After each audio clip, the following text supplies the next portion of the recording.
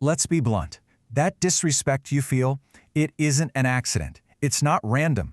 It is a direct, predictable, psychological response to signals you're broadcasting unconsciously every single second of every single day. You see, you're not just a victim of circumstance. You are an active and maybe unknowing participant in your own disrespect. So why? Why are you complicit? Here at Unspoken Rules, we don't deal in comfort. We're not here to make you feel good. We deal in truth. We expose the brutal, invisible architecture that governs human dynamics. So if you're ready to stop being a victim of social gravity and start commanding it yourself, you're in the right place. Let's begin. You know that feeling, right? Being ignored, talked over, or just flat out dismissed? It's not a mystery. It's the direct consequence of a prison that you have painstakingly built around yourself. And the tough part is, you are the architect, you are the warden, and you are the sole inmate of this psychological cage. So what is this prison made of? It's constructed from one single corrosive dependency, an addiction to external validation. It's that desperate, gnawing need to have your existence, your choices, and your very worth rubber-stamped by the outside world. Let's get crystal clear about what this is. This isn't just wanting to be liked. No, it's something much deeper. It's a subconscious program that's running in the background all the time. A program that forces you to constantly scan the faces of others, looking for permission. Permission to speak, permission to act, permission to simply exist. And living this way, it has costs. These are the bars of your prison. First, decision-making paralysis, where every choice is agony because you're terrified of getting it wrong in someone else's eyes.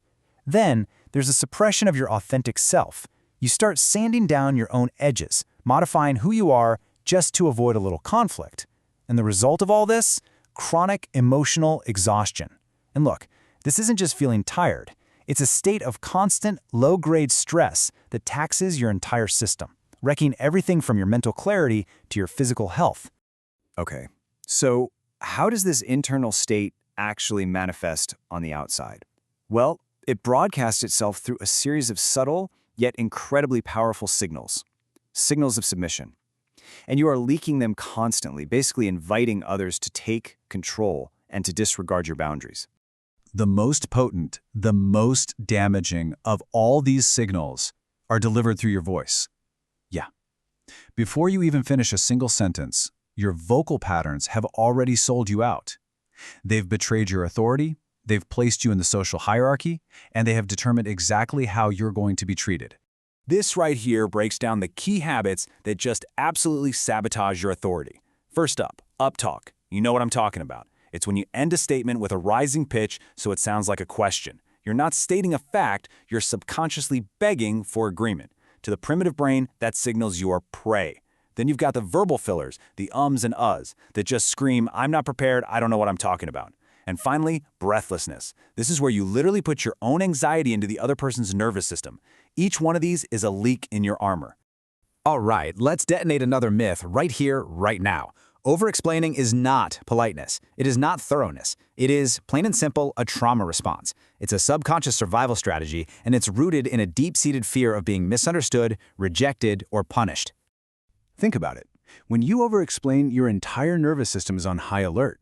You're not just communicating information, you are frantically trying to manage the other person's emotional state to avoid these outcomes. It's a habit you learned in environments where your feelings were probably questioned or even used against you.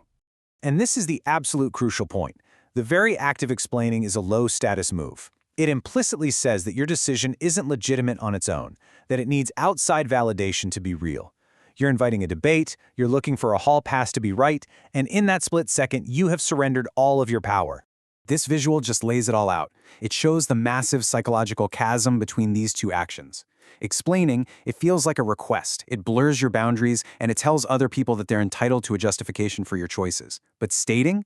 That's completely different. That's a declaration. It assumes authority, it establishes a hard boundary, and it ends the conversation. So, how do we dismantle this prison and rebuild our internal framework from the ground up? Well, the solution is a conscious, deliberate, psychological transformation. It requires you to shift from being a passive object in someone else's reality to becoming the active, moral agent of your own. This is the goal. This is the whole game. It's called the agentic shift. It's that moment you stop seeing yourself as just an instrument, as a tool for others, and you reclaim your role as the author of your own life.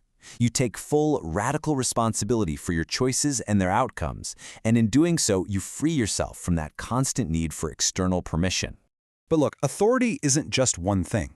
There are two very different paths to get it. On the right, you see dominance. This is attained through fear, through intimidation. It's pure force. On the left, you have prestige.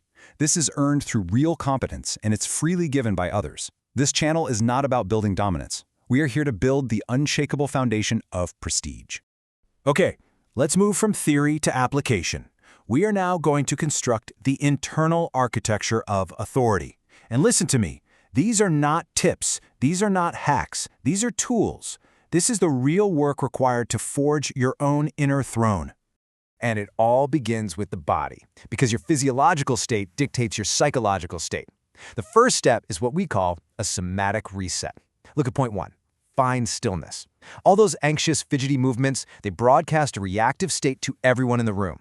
By just planting your feet and stopping that movement, you project a settled, self-contained presence. Then, point 2, master your breath. Deep, diaphragmatic breathing activates your parasympathetic nervous system, shifting you out of fight or flight and into a state of calm, focused engagement. This step is completely non-negotiable. Next, we rewire the most powerful instrument you have, your voice. This drill is simple, but it is incredibly powerful. It will eliminate uptalk. You take any text, a book, an article, doesn't matter, and as you read it out loud, you pause deliberately after every few words and you consciously drop your vocal pitch downward. At first, it's going to feel mechanical, and that's okay.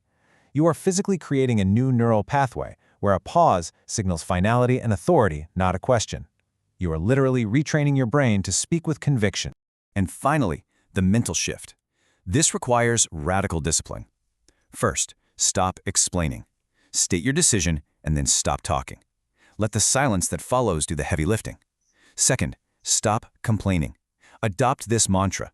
Never complain, never explain. It is a declaration of your emotional sovereignty. Third, create internal metrics. From now on, your success is measured by your own values and effort, not by someone else's praise. And finally, practice self-validation.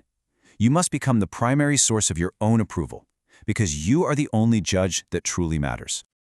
So, there you have it. We've dissected the psychology, we've laid out the tools.